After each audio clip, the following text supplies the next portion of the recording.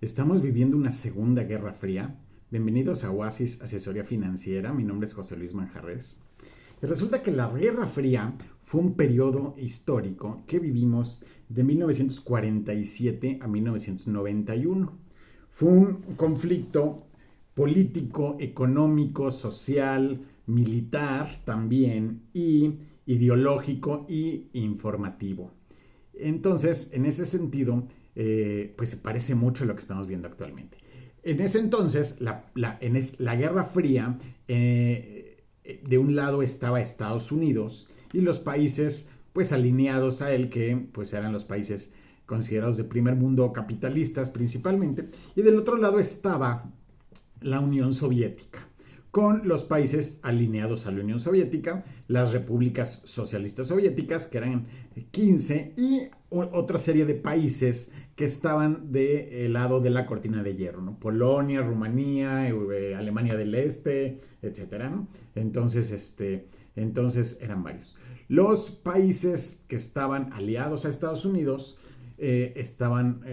formaron la organización del Tratado del Atlántico Norte, la OTAN, y la Unión Soviética tenía el equivalente, que era el Pacto de Varsovia. Y entonces estaban estos dos polos con una serie de países.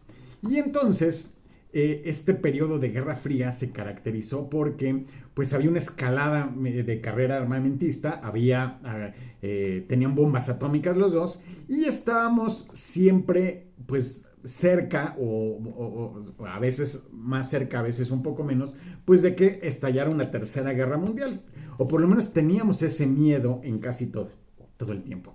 Y también se caracterizó porque hubo muchos conflictos alrededor del mundo donde participaban estas dos potencias indirectamente. Es decir, no peleaban directamente uno contra el otro con sus ejércitos, pero apoyaban uno de los dos bandos. Por ejemplo, tuvimos la guerra de Corea, que acabó dividiendo Corea entre norte y sur. Tenemos una crisis de misiles en Cuba, tuvimos la guerra de los 7 días, tuvimos la guerra de Vietnam y tuvimos pues una serie de golpes de Estado en Latinoamérica. Nos acabamos de enterar que un funcionario importante de Estados Unidos pues era un poco el encargado o de los encargados de organizar esos golpes de Estado, ¿no?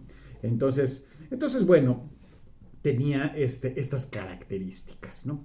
Y al final pues terminó, la Unión Soviética acabó deshaciéndose, no porque haya ganado directamente Estados Unidos, no por alguna acción de Estados Unidos, sino que económicamente pues se fue deshaciendo, no tuvo éxito, digamos, el modelo económico. Duró pues más o menos un poco más de 40 años, y entonces en ese sentido pues Estados Unidos quedó como ganador al final, porque bueno, la Unión Soviética se dividió. Entonces ahora creo que estamos viendo otro periodo similar. Ya vimos que bueno, también tenemos un conflicto lógicamente político, lo tenemos también económico entre China y Estados Unidos, social, ideológico totalmente. Estamos empezando a ver que también hay una competencia militar, ¿no? No lo habíamos visto tan claro, pero ahora, hace unos días con lo de Taiwán, pues notamos que sí puede haber ahí algún tema. Y sobre todo informativo, pues lógicamente, ¿no? Ahora estamos mucho más metidos en los medios son muchos más ahora, tenemos redes sociales y demás, entonces pues también este tema es informativo, ¿eh?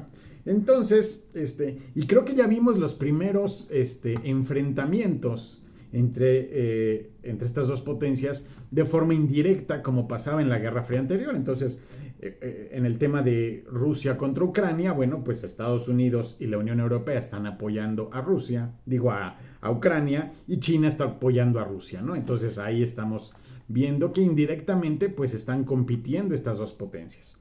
Y también vimos el tema de Taiwán, donde bueno, pues también está muy claro que China quiere pues volver a controlar la isla de Taiwán, y pues Estados Unidos está defendiéndola, y entonces ahí está pues en un equilibrio muy precario, ¿verdad? Entonces, y estamos viendo que China entonces está haciendo ejercicios militares. Aquí es donde ya empezamos a ver la parte militar que a lo mejor no habíamos visto tan cercana, ¿no? Entonces, pues puede ser. ¿Qué es lo que puede causar esta Guerra Fría? ¿Qué es lo que a mí se me hace más preocupante?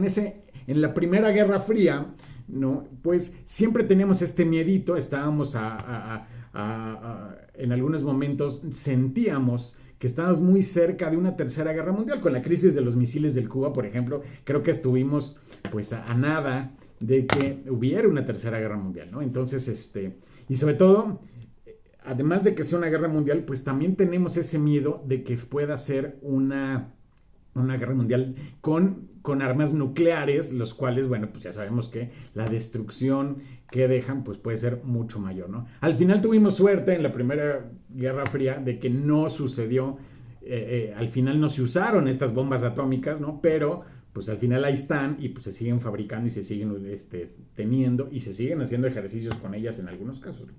Entonces, y entonces, pues también eso hace que nosotros como inversionistas, pues tengamos miedo, tengamos pues este miedito, tengamos incertidumbre y también pues sentimos que tenemos menos seguridad en nuestras inversiones, ¿ya?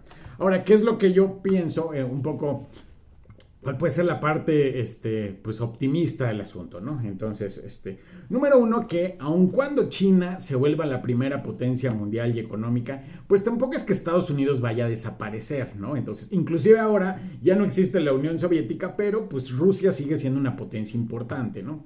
Entonces, la que llegó a ser una potencia importante hace el siglo anterior, digamos, antes de Estados Unidos, pues era Gran Bretaña, que sigue siendo una potencia importante. Es decir, si tenemos inversiones o queremos invertir en empresas de Estados Unidos, pues no hay que tenerle tanto miedo porque yo creo que pues la economía estadounidense ahí va a seguir. No es el hecho de que pase de ser la primera economía mundial a ser la segunda economía mundial, pues no quiere decir que se vaya a destruir, ni a deshacer, ni a desaparecer, ¿no? Va a seguir siendo una economía muy, muy importante. Y si yo, como mexicano, y tengo parte de mis inversiones en empresas o en la bolsa, en cuestiones de Estados Unidos, pues no es que vayan a desaparecer, ¿no? Seguramente va a seguir siendo una muy buena opción para invertir y pues no es que le vaya a pasar nada de esas inversiones. Por otro lado, también puede ser que surjan oportunidades de desarrollo en otros países. En el momento en que China va a querer competir con Estados Unidos, pues va a estar invirtiendo en muchos lugares. Va a estar invirtiendo más en África, va a estar invirtiendo en países asiáticos, va a estar invirtiendo probablemente en países de América Latina. Va a querer tener cada vez más importancia, va a tener más dinero para invertir. Y entonces creo que pueden surgir algunas oportunidades interesantes también en el sentido de nosotros como inversionistas vamos a poder encontrar inversiones a lo mejor en Brasil, en India, en México, ¿no? Que a lo mejor van a poder crecer también de forma interesante, ¿no? Entonces el chiste es pues a ver qué pasa. Esperemos que no suceda nada grave, esperemos que no tengamos ningún conflicto militar de escala global, ¿no? Pero pues también hay que estar atentos a todo este asunto, ¿verdad? Muchas gracias por su atención, espero les haya resultado interesante.